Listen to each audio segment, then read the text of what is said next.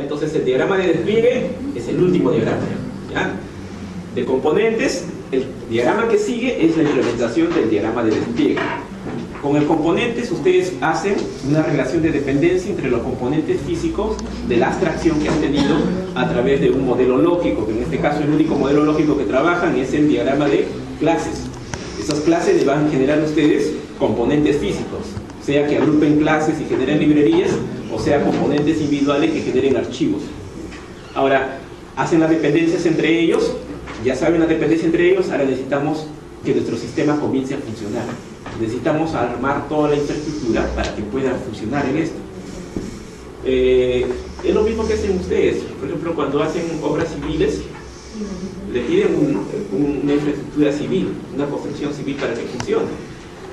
Nosotros hicimos, por ejemplo, en el 2005 al 2009, creo, al 2008, hicimos la rehabilitación, creo, de 24 hospitales a nivel nacional, ¿no? Entonces venían donaciones alemanas de lo que es en este caso sistema de calderas, todo lo que necesitan los hospitales. Y en los hospitales lo único que se les pedía era el ambiente que pueda soportar a ese componente que venía, ¿no? Le damos las especificaciones técnicas de lo que tendría que tener, ¿no? Para que venga el componente, ¿no? Y se pueda implementar correctamente y pueda funcionar correctamente. Pero ellos tenían que prepararnos todo el ambiente. Entonces es lo mismo que nosotros hacemos con el diagrama de despliegue. Preparar todo el ambiente físico para que ese componente va a venir y va a funcionar, y para que funcione en forma armoniosa con todos los componentes y pueda el sistema funcionar correctamente. ¿Qué pasa si en este caso la distribución física donde va a funcionar el componente está mal diseñado? El componente no va a funcionar correctamente. Teníamos, por ejemplo, había un proyecto, por ejemplo, ustedes saben que hay una zona de Perú que es la que contamina más, ¿no? A nivel mundial lo detectó la Organización Nacional de Salud, lo detectó ahí como punto de foco contaminante. ¿Huachipa? No, Huachipa, creo que Huaycoloro, ¿no?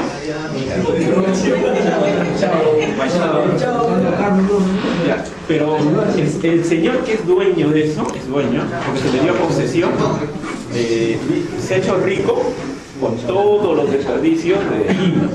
Hoy se le da una zona donde ahí se deposita todos los desperdicios de Lima, ¿no? Eso viene ya desde gobiernos anteriores, desde Odría viene casi la concesión. Pero ha llegado el momento en que tanto ha generado en este caso gases contaminantes, ¿no? Que se le detecta como un foco de infección, ¿no? Es como si el mundo tendría, como dice, una herida ahí, ¿no? Entonces la Organización Nacional de la Salud, ¿no? En coordinación con la ONU, le envió cartas a Perú, ¿no? Y Perú le envió cartas a él, ¿no? Para que trate, en este caso, ese gas que sale, ¿no? Entonces, la Organización Mundial de Salud tenía unos equipos. Los equipos lo venden, son un equipo computarizado. Ustedes conectan ahí, ¿no? Esos equipos, ¿no? Y eso le hacen, en este caso, la transformación de ese gas. Pueden sacar hasta hielo, pueden sacar, en este caso, gas puro, no, oxígeno puro, ¿no? Y eso se vende. Ahí le pagaban, en este caso, por el tratamiento, ¿no? De tanto cantidad de gas, ¿no? Por tantos metros cúbicos de aire puro que podrían producir, que pagaban una cantidad automática, ¿eh? Esos equipitos venían con un GPS. El GPS, ¿no? Pues, se traía la posición del y enviaba, en este caso, lo que contaba, en este caso, el tratamiento de los gases contaminantes, lo enviaba hasta la Organización Nacional Mundial de la Salud, y ahí le pagaban en forma directa. Ya, pero lo que quiero contarles es esto. La caldera que nos habían pedido de ellos para instalar, ¿no? Que era un tubo, era en este caso, ¿cómo se llama? Una chimenea. La chimenea medía cerca de 20 metros, ¿no? Más pequeño, que tenía que implementarse, pero se le pedía a él una obra civil para que pueda, en este caso, implementar correctamente eso. Y como dice, esa chimenea costaba $1,5 millones, así cuesta, ¿no? Para ellos que tienen, aunque no crean, el señor que maneja todo lo desperdicio de esto, tiene bastante dinero. Con la basura de todo Lima, se ha hecho millonario. Ingenieros de la Católica trabajan bastante ahí, de lo que tratan, en este caso, los gases, ¿no? Con el dinero de la basura le pagan a los ingenieros, ¿no? Pero que tanto ese, como dice, el descuido de las personas, ¿no? Que se le pedía una obra civil con ciertas características, ¿no? Y él tenía que contratar taladros, en este caso especiales, que usan en la minería, ¿no? Unos taladros especiales para perforar ahí, ¿no? y en forma artesanal, no sé cómo se habrá conseguido esos taladros de segunda, ¿no? Y había comenzado a hacer agujeros, ¿no? Entonces cuando vamos a probarlos estos porque el gas tenía que ir por tuberías, ¿no? Comienza como a arder todo, ¿no? Porque había escape, por todo lado, ¿no? Ahora, el siguiente, ¿no? Se le había pedido una obra de civil para que en este caso la tubería sea soportada, como está sobre en este caso material móvil, ¿no? Porque es basura permanecida de años, se le pide de ciertas dimensiones, ¿no? Era de profundidad de 20 metros por 20 metros, 20 metros por 20 metros de puro concreto. Y lo que había hecho, ¿no? Había supuestamente hecho bonito arriba, pero abajo solamente tenía 4 metros, ¿no? Entonces se le entrega la obra civil con todo, ¿no?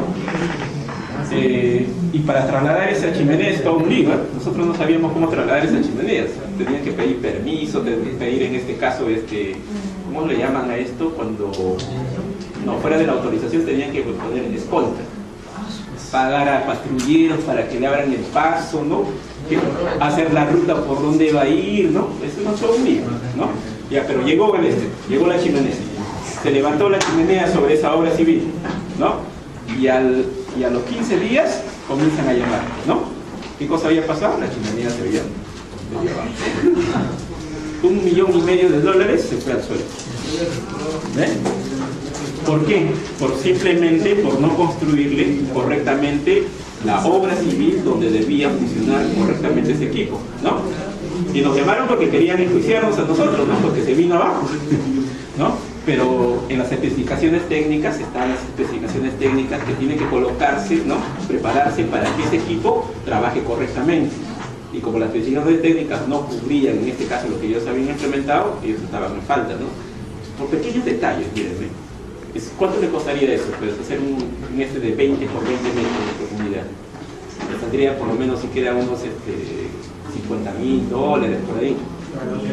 Para lo que van a... pero que yo lo ve caro, ¿no? Pero sí cemento, le pongo cemento, eso, ¿no? Pero lo han visto así, perdieron, pues. Bueno. ¿No? Y ahorita todavía tenemos el mismo problema, porque sigue siendo un foco de infección, ¿no?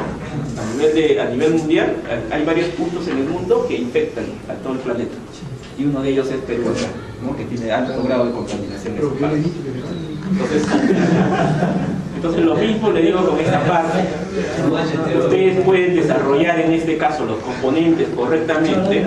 Se han hecho, como dice, todos los esfuerzos posibles para abstraerse, modelar, implementar correctamente, contratar a los mejores programadores para que implementen esa abstracción. Tienen el mejor producto, en este caso físico, pero ahora el ambiente donde van a desplegar no es el adecuado. No es el adecuado. Es igual como a veces, generalmente en muchas universidades nos instalan los laboratorios, ¿no? Laboratorios sin subdrivers, ¿no? Que degradan la velocidad, ¿no? Que el cableado lo tiran el cable nada más, de tal manera que haya conexión, hay internet, ¿no? Que los inalámbricos en este caso nos conectan simplemente que la antena detecte algo, ¿no? Pero no preparen en este caso el ambiente físico para que todos los componentes que van a ir trabajen en forma armoniosa, ¿no? Y al final terminamos odiando a la máquina, ¿no? Porque es más lenta, ¿no? La red es más lenta, ¿no? Cuando simplemente son problemas en este caso de configuración del entorno, nada más. Por eso que esta parte de acá trata de preparar el entorno físico. Y en ese entorno físico lo único que entran a tallar vienen a ser nodos que se conectan con otros nodos, nada más. ¿Ya? Son pocos elementos, vamos a verlo acá. El diagrama de despliegue también se llama diagrama de despliegue o distribución, lo que describe la arquitectura física del sistema durante la ejecución, ¿ya? Pero esa especificación lo especifica en términos de procesadores, dispositivos y componentes de software. Todos procesadores y dispositivos son los nodos, ¿ya? Indistintamente, eso se llama nodo, es el nodo y es el nodo, solamente que uno de ellos es nodo que tiene capacidad de procesamiento o cálculo y el otro es como si fuera un nodo tonto. Por ejemplo, una impresora no procesa, no calcula, ¿no? Lo único que hace en este caso es recibir información y en este caso imprimir para ese caso en particular. Ahora, los componentes de software son los que se ejecutan en nodos, pero en nodos que tengan capacidad de procesamiento. Pero como yo tengo que comunicar nodo con nodo, tengo que establecer ahí protocolos de comunicación y tengo que decir los protocolos con los cuales se van a conectar. Si están haciendo cliente-servidor, por ejemplo, El servidor de base de datos con el servidor web van a estar en red, seguramente conectados. ¿Pero qué protocolo uso? Uso TCP/IP, NetBIOS, ¿qué protocolo uso? Tengo que especificar, porque si no especifico nada, me pueden armar con diferente protocolo y no va a haber comunicación entre ambos, ¿no? Entonces tengo que armarlo correctamente. A ver, vamos a callar. Dispositivos del sistema también se representan como nodos. Acá tienen los elementos, ¿ya? Son nodos, nodos, nodos. Todos son nodos, ¿ya? Bien, en este caso, los nodos se pueden, en este caso, estereotipar también. Pueden colocar estereotipos en la parte superior para representar, en este caso, que son PCs o servidores. A los dispositivos, en este caso, también pueden especificarlos para que sean, en este caso, considerados como en este caso, impresoras, router. No hay router en este caso, ¿no? ¿Cómo hacen la configuración de que antes que entren a mi servidor web, de repente tengo una pared de fuego ahí? Entonces tengo que representar eso gráficamente. El problema que tenemos en Rational ROS es que no representa tan detalladamente en un diagrama de despliegue. Todo utiliza simplemente cubos para representarlo. En otras herramientas sí ustedes pueden jalar router, impresoras, paredes de fuego, y pueden verlo ahí gráficamente, en este caso, cada uno de los componentes. Dentro de estos componentes son donde se ejecutan los nodos. Dentro de los nodos son donde se ejecutan los componentes. ¿Se entiende? Tengo un componente, por ejemplo, que puede ser esta PC, ¿ya? Un servidor. Y dentro de ahí es que se va a ejecutar estos componentes. Los componentes ustedes los distribuyen de tal manera que sean los nodos los que albergan y comiencen con su ejecución.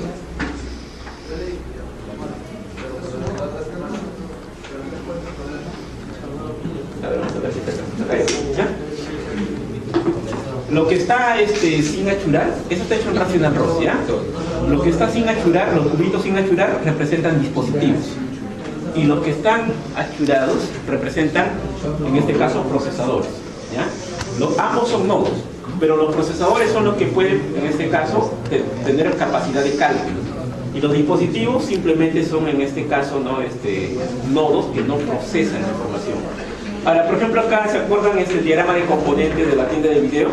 ¿Ya? Esto de acá viene a ser su diagrama de distribución. Se ha establecido acá que va a tener un punto de venta, ¿ya? Que viene a ser el cliente, que es una PC.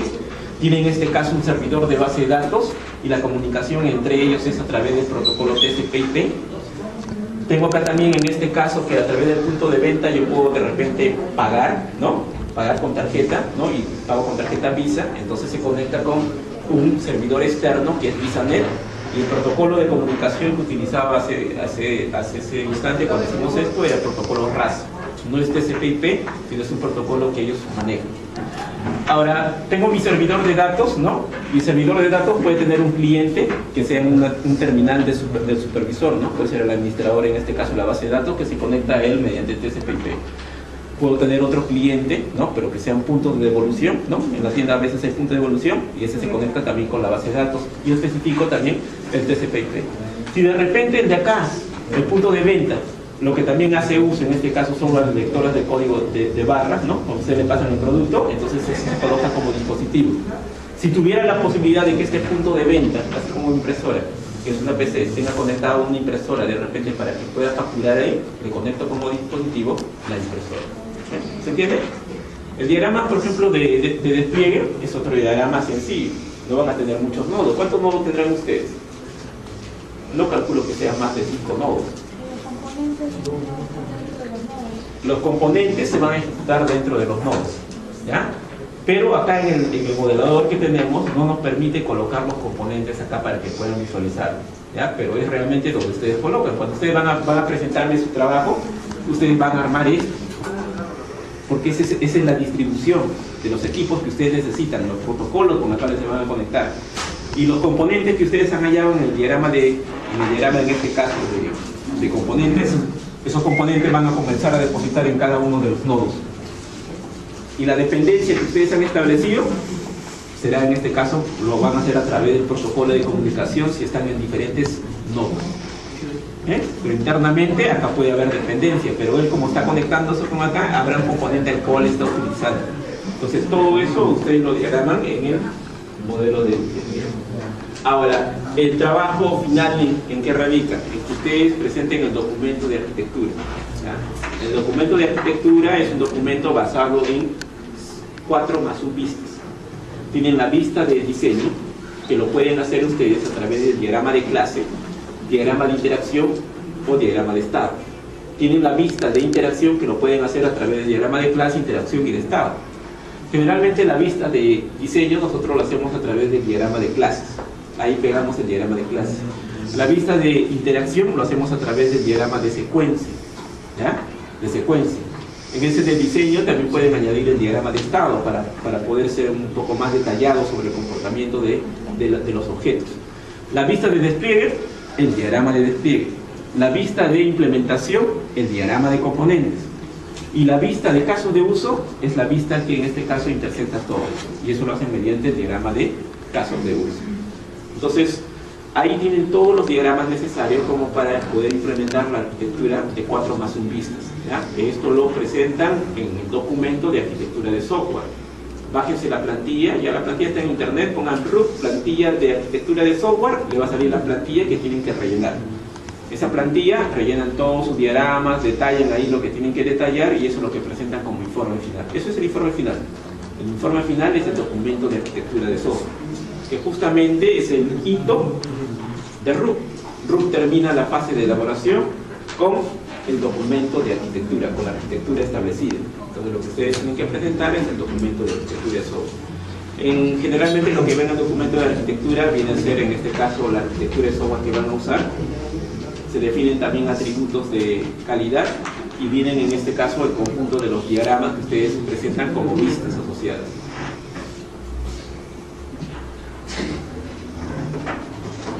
Esto solamente es para hacer la transformación que se necesita. ¿Ya? Ustedes han hecho el modelo de base de datos, ¿ya? Pero en el modelo de base de datos hay algunos detalles que hay que tener presente. ¿Ya? Cuando yo tengo mi diagrama de clases, ¿ya? Y tengo una relación de 1 a 1, esa relación de 1 a 1 se transforma en este tipo de relación, en una relación de composición donde este elemento forma parte de esto. ¿Ya se entiende? Quiere decir, cuando yo veo mi diagrama de clases y quiero hacer mi transformación a modelo de datos, una relación, en este caso de 1 a 1, se representa mediante este tipo de relación a nivel de modelo de datos. ¿Ya? Esto es simplemente para que refinen correctamente lo que les sale. A ver, en base de datos, en modelo físico, ¿no? Y lógico, está prohibido una relación. Está prohibido las relaciones muchos a muchos y está prohibido las relaciones 1 a 1 también. ¿Por qué? Porque si una tabla se relaciona exactamente con una tabla, entonces podría ser que ustedes junten toda esa información en una sola tabla. Y decidan que la PK de uno sea la PK de la tabla general. No tiene sentido en este caso establecer una tabla acá y otra tabla acá que se relacionen de 1 a 1, porque solamente van a compartir exactamente una vez. Pero si ustedes tuvieran de 1 a 0 o 1, ahí sí podrían ser separadas. Por eso generalmente las relaciones que están un poco prohibidas, vetadas, son relaciones 1 a 1 y relaciones muchos a muchos. Muchos a muchos es totalmente prohibido. ¿Ya? Las relaciones de 1 a 1 es recomendable que ustedes lo piensen y decidan si lo juntamos en una sola tabla, porque a nivel de relaciones me representa que es la misma relación. Ahora, las relaciones de 1 a muchos, ¿cómo es que se convierten? ¿Ya? Se convierten acá en relaciones, en este caso, de 0 a 1. ¿Ya? Y nuevamente, para este caso, hay una composición. El problema viene acá. ¿Ya? Las otras relaciones no hay ningún problema. El problema viene cuando yo quiero hacer la transformación de herencia. Tengo ahí, ¿cómo tratar la especialización? Tengo 3 clases. La clase persona, la clase vendedor y la clase cliente. ¿Ya? Tanto vendedor como cliente derivan de la clase persona. ¿Cómo lo transformo a modelo de datos? Hay 3 opciones. Lo primero que ustedes pueden hacer inmediatamente es una única tabla para todas las clases.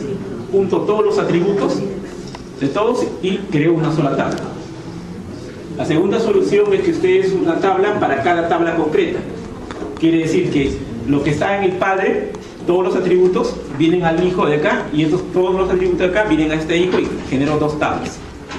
La tercera solución es que una tabla para cada tabla, una tabla para cada clase, una tabla para persona y una tabla para el vendedor y una tabla para el cliente. Entonces, cuando tengan herencias, hay tres soluciones y las tres son válidas, ¿eh? Que yo puedo conformar una sola tabla con el conjunto de los campos de todas las derivaciones. Puedo generar para este caso particular dos tablas, ¿no? Donde cada tabla contiene en este caso la información del padre, o puedo generar tablas independientes por cada clase. Pero esto acarrea, ¿no?, un pequeño detalle, que a veces en este caso puede aumentar el acoplamiento. Entonces ahí tienen en este caso, dependiendo de la decisión que ustedes tomen, ¿no?, si es una única tabla, si es una tabla por clase concreta o una tabla por clase, los puntos que se ven afectados. Por ejemplo acá, si es una única tabla, el problema que tenemos es que el acoplamiento es muy alto. ¿Por qué? Porque todos los datos, ¿no?, están agrupados bajo un solo identificador. Si yo elijo, por ejemplo, una tabla por clase, el acoplamiento baja. Pero si yo elijo una tabla única, la facilidad de implementación es sencilla. Pero cuando elijo tablas, en este caso una por cada clase, la implementación es un poco más difícil. Entonces, tomen en cuenta esto, ¿no?, para que ustedes puedan hacer la conversión de su diagrama de clases al modelo de datos. En este caso, ustedes lo han hecho la conversión en forma automática, ¿no? No se han puesto a pensar las herencias y la herramienta le transformó. Pero de repente ustedes no quieren que lo transformen así, tomando ese criterio.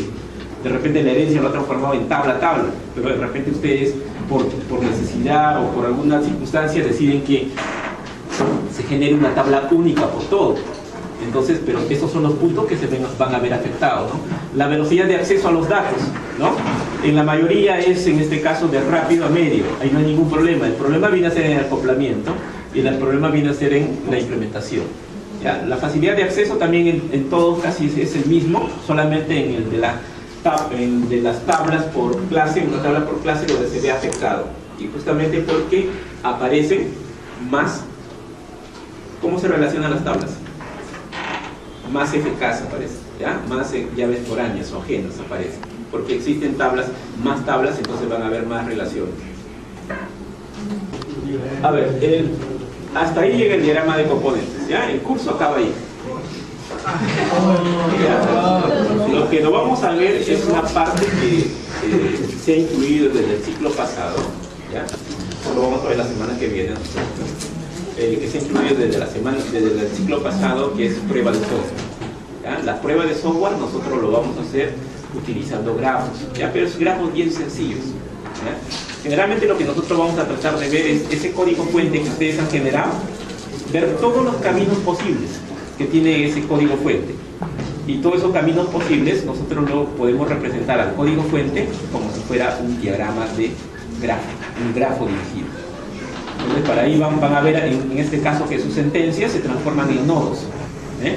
Las decisiones, en este caso los bucles, se transforman en aristas recursivas.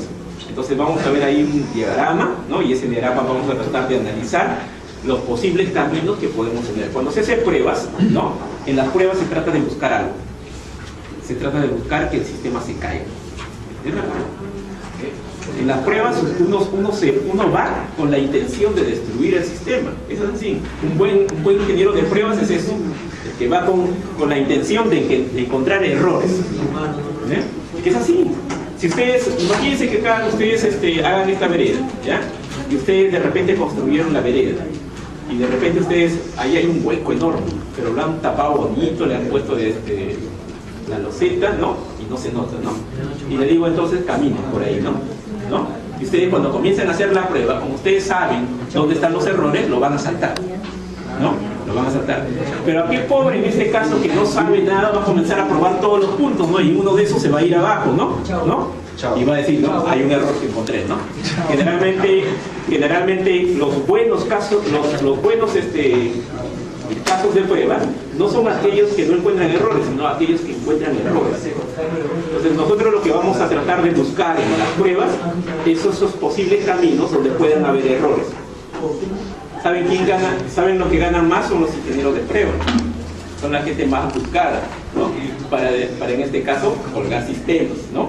colgar sistemas en el buen sentido, ¿no? Encontrar en este caso puntos en este caso flojos que no han sido encontrados por todo en este caso el equipo de desarrollo. Por eso es que aparecen versiones beta, alfa. La versión en este caso beta de Windows 8 está libre, ¿no? ¿No? ¿Lo han instalado? ¿No? Parece una tablet, ¿no? Le han hecho la interfaz como de tablet, ¿no? Pero está en fase de prueba. Mucha tecnología, en fase de prueba, pero ¿quiénes son los que detectan los errores? Los usuarios. Los usuarios son los que detectan. Ustedes, por ejemplo, no van a tener acceso a lo que es el software alfa. La versión alfa, por ejemplo, de Windows 8, no creo que haya ninguno acá que lo tenga. Porque las versiones alfa son versiones de prueba que se hacen en el propio equipo de programación, en el propio ambiente donde se ha desarrollado. Por ejemplo, ustedes el sistema que están haciendo, ustedes lo van a probar. Ese software que van a probar es su versión alfa. Pero cuando ustedes ya decidieron que ya no encuentro error por ningún lado, se lo liberan a la comunidad que van a usar, ¿no? A los usuarios, y ellos hacen las pruebas beta. Y ellos son los que detectan los errores.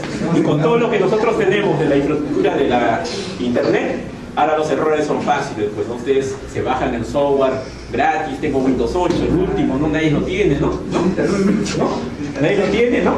Pero todos los errores que están pasando en ese instante en su máquina, lo que se cuelga, lo que baja el rendimiento, si tienen conexión a internet, son reportados a los servidores, en este caso de Microsoft, sus servidores de prueba. Y ellos evalúan todos los estos hasta que corrijan hasta el nivel que ellos consideren, en este caso, que debe satisfacer al cliente, y sale la versión 1, que es la primera versión, en este caso, para el cliente. Y durante todo eso hay pruebas. No sé si escucharon el problema que hubo en el tiempo cuando la NASA estaba haciendo su intranet, ¿no? Tenía una intranet interna y lo liberó a través de internet para que haga su extranet, ¿no? Y la NASA dio libertad para que puedan hackear sus sistemas, ¿no? Sin pena en este caso de cárcel, sin nada, no se puso de acuerdo con todas las dependencias en este caso de su país, ¿no? El FBI en esto, para que sean atacados por comunidades en este caso, ¿no? Externas. Y en menos de una semana lograron tomar los servidores de la NASA, y estuvieron ahí con la bandera del grupo en este caso, ¿no? Ahí, por más creo que de 7 días creo que estuvieron ahí tomados, pero lo tomaron, ¿ven? Y eso demostró qué cosa, que a veces las pruebas no acaban en este caso. Pueden tener ustedes el mejor equipo de desarrollo, pero siempre van a haber errores. No existe software 100% seguro. Al creador en este caso, cuando hicieron la exposición de Oracle, que es un gestor de base de datos, ¿no? Al momento de exponer su nueva base de datos, la base de datos no hacía conexión con el sistema. A Bill Gates se le colgó, creo que su sistema operativo en su presentación. También se le cuelga. Lo que tienen que hacer es, cuando ustedes tengan software que ya va a funcionar, ¿no?